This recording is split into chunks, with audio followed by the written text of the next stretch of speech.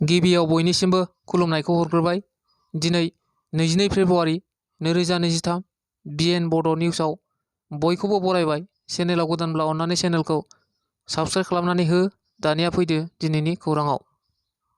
मोनसे दुखुनांथाव जाथाय।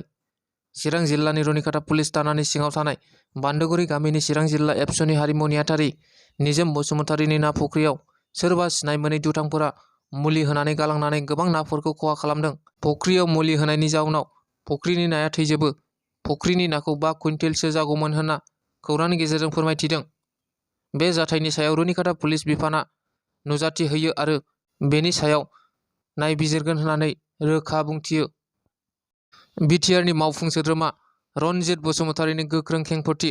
हाग्रामा महिलारिया गावनि दाय मावनायखौ गावनो सिमान लानांबाय। बेनिखायनो सिलिगुरियाव खारना थानांगौ जादों। हाग्रामा महिलारिया गावनि थाव दिफुखौ 50 बोसोरनि थाखाय बन्दकआव होबाय होनना बिथाङा बुंबावो। बिपिएफनि नांगोला सेवबाय। बिपिएफनो रावबो रायजो राजाफोरा भट होला होनना बुङो बिथाङा।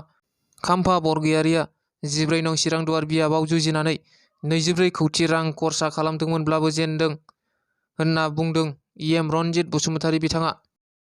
हाग्रामा महिलारिया रां दाहार लानानैब्लाबो हेलिकप्टार गाखोनानै बिसायख'थि गेलेनायनि बाथ्रा बुंनायनि सायाव बिटिआरनि गाहाय मावफुं सोद्रोमा प्रमद बर'नि खेंफोरथि। हाग्रामा महिलारि बिथांनि बाथ्राफ्रा खोथाफ्रा बेबादिनो दाहार लानानैब्लाबो हेलिकप्टार सालायगोन माबा सालायगोन।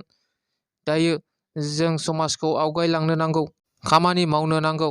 सिखाव खावनाय जाथाय जागासिनो, बेफोरखौ बन्द खालामनांगौ। जोंनि समाजखौ लानानै जों फकास खालामदों आरो गुबुनाव खालामाखै। बेफोरबादि बाथ्राखौ गावनाव सोङाब्लानो मोजां होनना बुङो बिथाङा। खौरांगिरिफोरनि सिगाङाव बिथाङा सोंनो खावलायदों, गावनाव बिटिआरआव मा मावदों मावाखै सों, खामानि मावनो हादोंना हायाखै बेखौसो बांसिन सोंनांगौ होनना बिटिआरनि सिएम प्रमद बर' बिथाङा खौरांगिरिफोरनि सिगाङाव बुङो। थांनाय मैया 21 फेब्रुआरि एनडिएफबि गायसनगिरि रन्जन दैमारिनि जोनोम सान। बर'नि सासे बिर जोहोलाव रन्जन दैमारि बिथाङा थांनाय 1960 मायथाइनि 21 फेब्रुआरि एबा मैयानि सानावनो जोनोम मोनदोंमोन।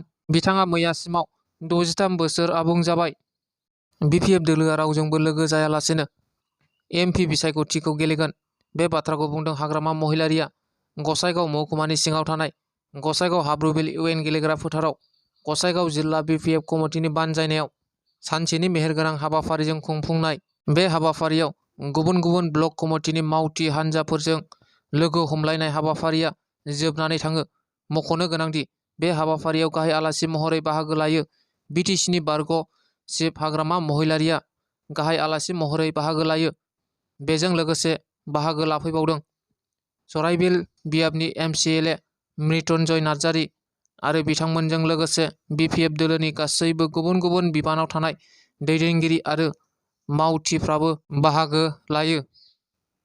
आलादा रायजो क्षमताफोर दाबिखौ लानानै आसामाव अर जोंब्लावगोन नामा? कच राजबंसि मुंनि गोबां लाइमोनफोरा बावैसो सान सिगां जोनोम मोननाय गोदान हाथियार दैग्रा आफाद जिसिएल हान्जायाव आगान सुरनायखौ नुनो मोन्दों। जिसिएलनि सोद्रोमाफोरा मख'नो गोनांदि गोदानै जोनोम मोननाय जिसिएल हाथियार दैग्रा आफादा केएलअनि जिबन सिंहखौ आरो मिरु सरकारनि गेजेराव सावरायनाया मोजां फिथाइ थायाब्ला फिन हाथियार लानानै सोमावसारगोन होनना गोख्रों हुमखि होदों। दिनैनि खौराङा बेखिनियानो। गोजोन्थों।